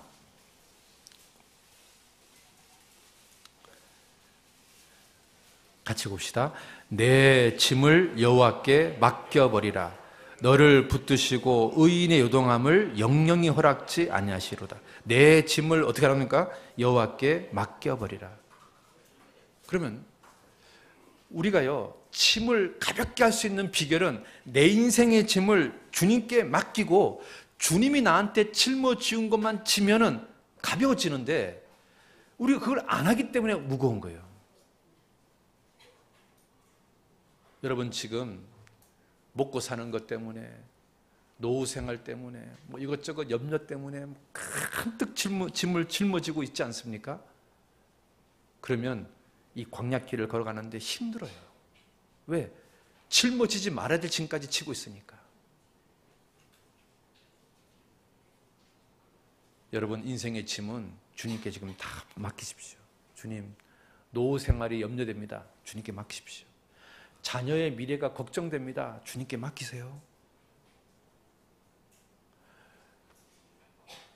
지금 당장 먹고 사는 게 걱정됩니다. 주님께 맡기세요. 주님이요, 절대로 구원받은 사람 굶어 죽게 안 합니다. 걱정하지 마세요. 주님께 맡기세요. 그리고 오늘 하루 주님이 나한테 짊어지는 짐, 그게 뭡니까? 전도해라. 서로 사랑해라. 깨끗하게 살아라. 뭐 이런 거 있잖아요. 그거 짊어지면 됩니다. 겸손하게 살아라. 온유하게 살아라. 빛과 소금처럼 살아라. 뭐 그런 거 있잖아요. 그런 것만 짊어지면 됩니다. 그런데 주님이 짊어지라는 짐은 안 지고 짊어지지 말라는 짐만 잔뜩 짊어지니까요, 이 광야길이 막 힘든 거예요. 무거운 거예요. 걱정하지 마요. 주님 책임집니다. 아니, 세상에 예수님이 십자가에 못이 박혀 돌아가실 정도로 나를 사랑했는데, 아니, 나를 책임 안 지시겠습니까? 그 아들을 아끼지 않고 내어주신 분이 우리를 책임지지 않겠습니까? 걱정하지 마요. 염려하지 마요. 우주 만물을 창조하신, 전지전능하신 주님이 나를 지켜주실 겁니다. 주님이 짊어지라는 짐만 집시다. 그 다음에 두 번째, 낙타는요 조급하지 않습니다. 답시다. 낙타는 조급하지 않는다. 여러분, 낙타가요 실제로요 빨리 뛰면 시속 몇 킬로까지 뛰는 줄 아십니까? 20km 정도까지 뜁니다. 그러니까 낙타는요, 뛸 줄 압니다. 그런데 짐을 딱 짊어진 낙타는요, 절대로 뛰지 않습니다. 터벅터벅합니다. 왠지 아십니까? 광야길은 뛰면 얼마 못 가서 쓰러져서 죽으니까. 광야길을 통과하는 비결은 천천히 터벅터벅 가야 되는 거니까. 여러분, 우리 신앙생활도 그렇습니다. 우리 신앙생활은 100m 달리기를 하는 게 아니에요. 평생 걸어가는 거예요. 평생. 여러분 있잖아요. 사막을 완주하는 짐승은 용맹한 사자가 아니라 뚜벅뚜벅 걸어가는 낙타라는 것 꼭 잊지 말아주세요. 사막은요, 용맹한 사자가 완주하는 곳이 아니에요. 사막은 낙타처럼 뚜벅뚜벅 걸어가는 짐승이 완주하는 곳이에요. 조급해하지 마세요. 여러분, 성경에서 조급한 것보다 더 미련한 자가 없다고 경고하고 있잖아요. 서둘지 마세요. 뚜벅뚜벅 걸어가세요. 비록 천천히 가지만 성실하게, 꾸준하게 가세요. 그 다음에 세 번째요. 낙타는요, 물이 없어도 견딥니다. 따라합시다. 낙타는 물이 없어도 견딘다. 그러면 어떻게 견딜까요? 낙타가요, 엄청나게 많은 수분을 먹고 있잖아요. 보관을 합니다. 근데 그 보관하는 장소가 낙타혹입니다. 낙타혹 아시죠? 거기에 엄청난 수분과 영양을 보관하고 있습니다. 그래서 광야길을 걸어갈 때 그 혹에 있는 그 수분과 영양을 가지고 물을 안 먹어도요, 광야길을 쫙 걸어갈 수 있습니다. 그러니까 낙타는요, 튼튼한 다리가 중요한 게 아니라 혹이 얼마나 크냐 안 크냐가 중요합니다. 그러니까 여러분이 만약에 낙타를 살 일이 있으면요, 뭘 봐야 될까요? 다리를 봐야 될까, 혹을 봐야 될까요? 그 대신에 메르스 검사는 해야 되겠죠. 그러니까 혹이 발달했냐 안 했냐가 낙타한테는 제일 중요해요. 왜? 광야를 통과해야 되니까. 자, 그러면 이걸 갖다가 우리한테 적용해 봅시다. 그리스도인들이요, 광야길을 완주하는 비결은 세상적인 스펙이나 능력이 아닙니다.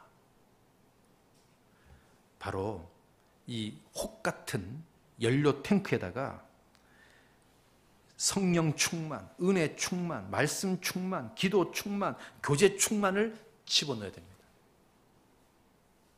우리가 자동차를 운전할 때 연료 계기판에 풀로 돼 있을 때는 우리가 먼 길을 가도 안심할 수 있습니다.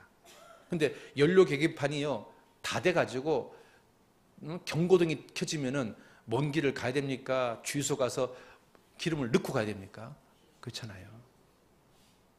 우리가요, 이 광야길 같은 인생을 걸어갈 때 항상 점검해야 될 것이 뭐냐면 영적인 혹, 이 혹에 많은 것이 지금 채워져 있냐 아니면 앵꼬 상태냐, 이거 항상 점검해야 됩니다.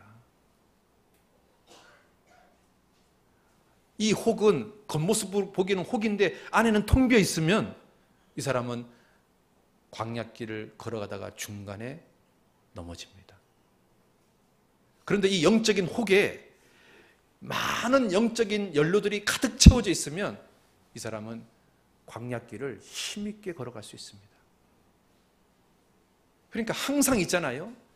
이 영적인 혹에 많은 것이 채워져 있냐, 채워져 있지 않냐를 체크해야 됩니다. 그리고 이것은 한 번 채워졌다고 해서 영원히 가는 게 아니라 매일 채워야 되는 거예요. 그러니까 매일 계속적으로 주기적으로 공급을 받아야 되는 겁니다. 내가 주일 말씀 때 채우는 거예요. 연료 채우는 거예요. 내가 수요 말씀 때 연료 채우는 거예요. 내가 구역 모임, 종모임 갈 때 연료 채우는 거예요. 내가 계속적으로 주기적으로 공급되어야만 나는 이 광야길을 쫙 걸어갈 수 있습니다.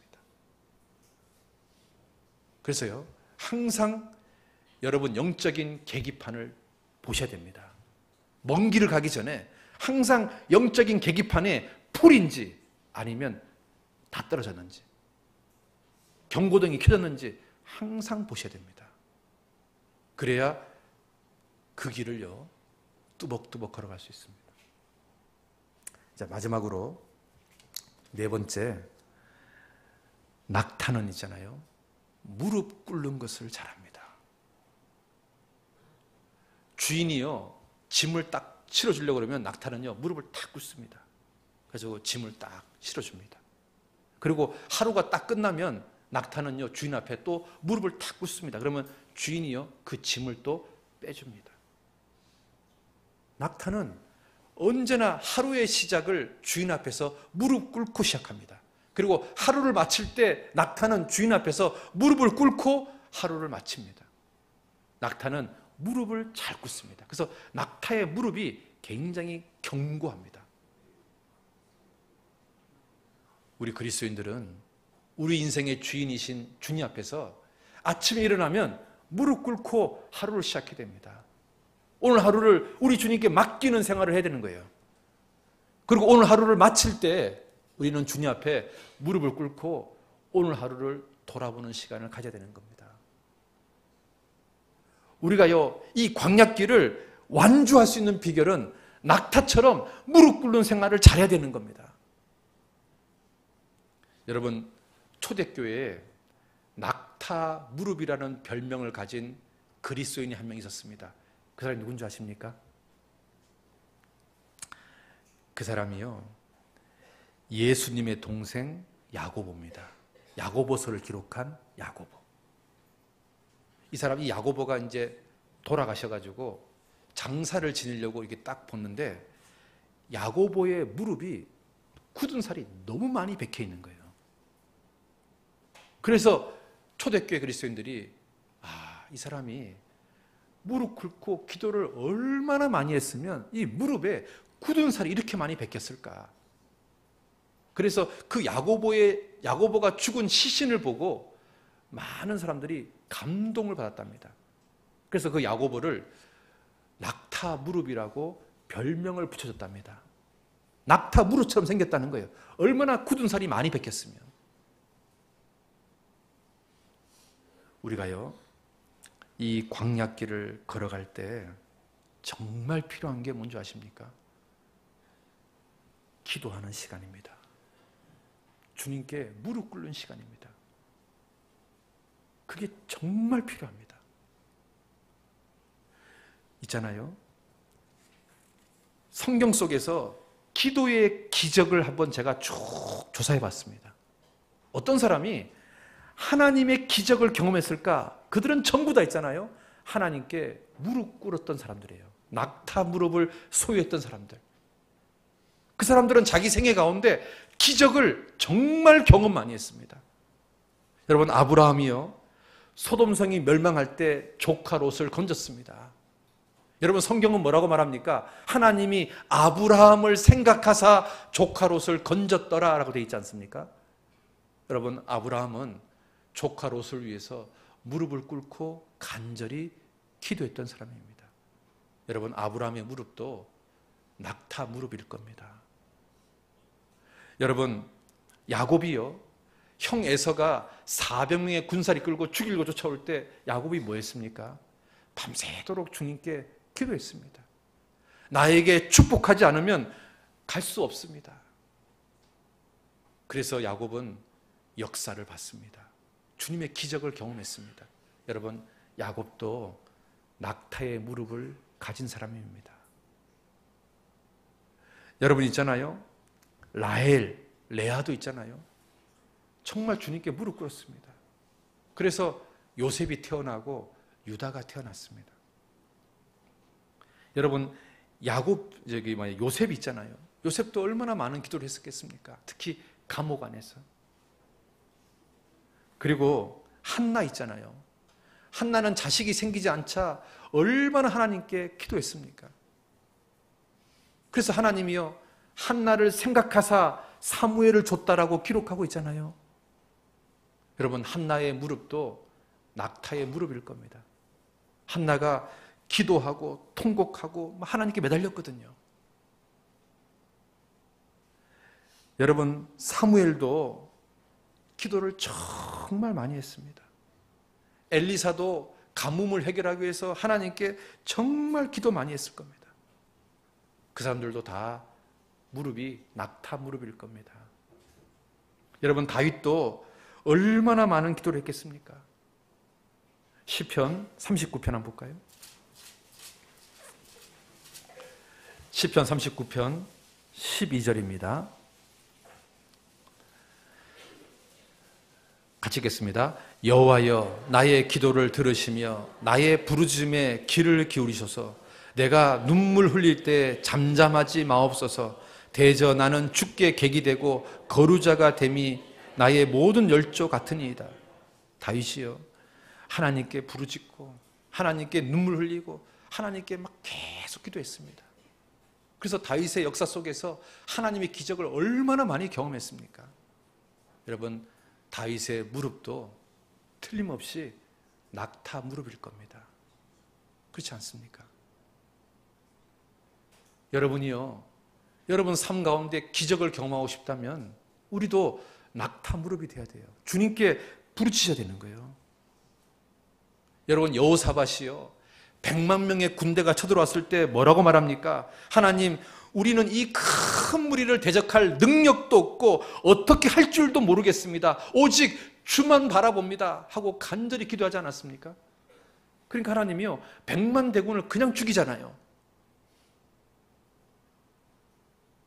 여러분, 여호사밧도 낙타의 무릎을 가진 사람입니다. 여러분, 히스기야도 너 곧 죽을 거라는 말을 들었을 때 눈물로 기도하지 않았습니까? 주님이 히스기야 왕한테 뭐라고 말합니까? 네 눈물의 기도를 내가 봤다라고 이야기하잖아요.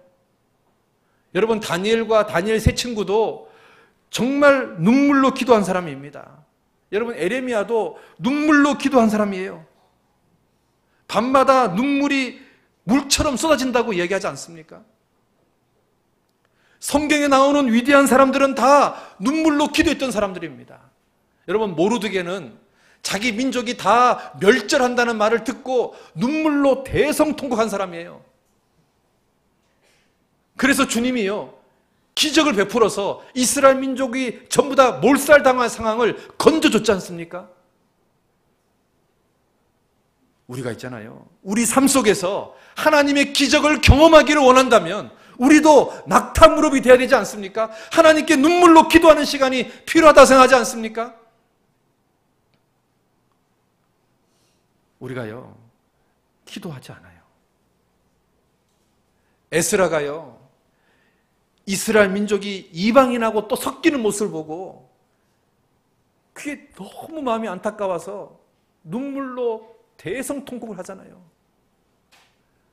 우리가 왜 나라가 망하고 왜 바벨론에서 70년 동안 포로 생활한 줄 아냐? 우리가 이방인들하고 섞였기 때문에, 이방인하고 결혼했기 때문에 그런 거 아니냐? 그런데 또다시 이방인하고 결혼하려고 그러냐? 그 에스라가 백성들을 모아놓고 눈물로 기도하잖아요. 그러니까 백성들의 마음이 움직이잖아요. 잘못했다고. 여러분, 하나님의 기적은 있잖아요, 낙타 무릎처럼 눈물로 기도할 때 하나님의 기적이 일어나는 거예요. 여러분, 가나안 여인이요, 죽어가는 딸을 살리려고 자존심이 상해도 주님께 은혜를 구하면서 기도하잖아요. 여러분, 회당장 야이로가요, 죽어가는 딸을 건지려고 예수님 무릎 앞에 엎드리잖아요. 예수님, 우리 딸 좀 살려달라고. 여러분, 소경거지 바디메오가 예수님이 지나간다는 말을 들었을 때 얼마나 간절하게 외쳤습니까? 나사렛 자손 예수여, 나 좀 불쌍히 여겨달라고.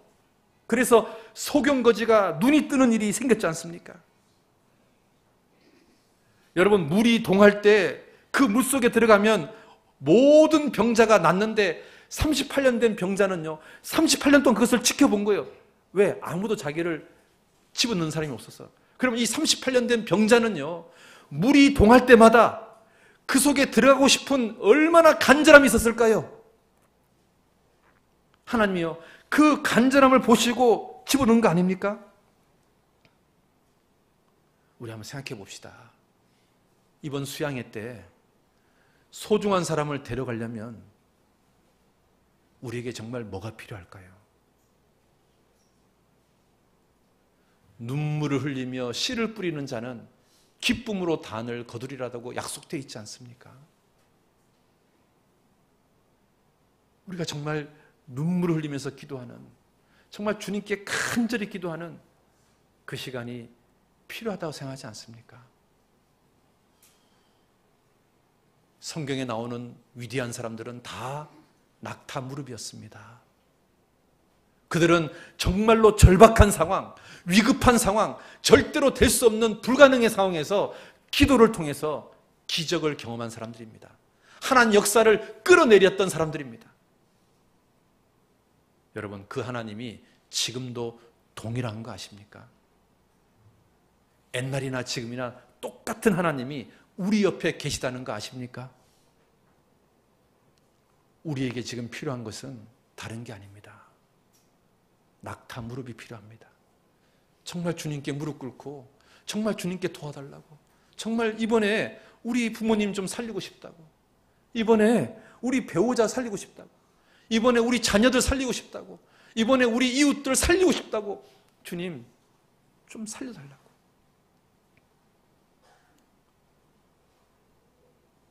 여러분, 우리한테 필요한 것이 딱 한 가지입니다. 낙타 무릎, 그리고 우리의 눈물. 그래서 이번 수양회 때 우리 가족들 다 살려야 되지 않습니까?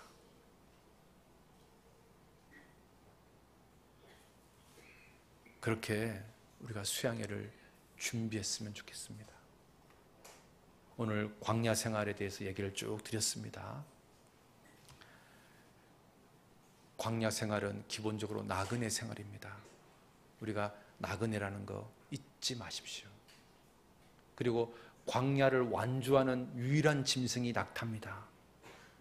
그 낙타의 모습 속에서 우리가 배워야 될 영적인 교훈들이 있습니다. 우리가 그 낙타처럼 살면 이 광야길 완주할 수 있습니다. 특별히 수양회를 앞두고 우리가 낙타에게 꼭 배워야 될 것은 바로 낙타 무릎입니다. 우리가 그 무릎을 배웠으면 좋겠습니다. 기도하겠습니다. 아버지 하나님, 성경의 많은 인물들이 정말 위급한 상황에서, 불가능한 상황에서, 절박한 상황에서 주님께 눈물로 기도해서 기적을 경험한 것처럼 우리도 이 수양회라는 영적인 큰 전쟁을 앞두고 우리 가족들, 우리 이웃들을 살리기 위해서 낙타 무릎을 가져야 될 것 같습니다. 주님께 정말 기도하고 주님께 정말 매달리는 시간이 꼭 필요할 줄로 생각합니다. 주님, 이번 수양회 때 우리 사랑하는 부모님, 배우자, 자녀들, 친구들, 친척들, 이웃들을 다 살릴 수 있도록 도와주시기를 간절히 원합니다. 예수님 이름으로 기도드렸습니다. 아멘.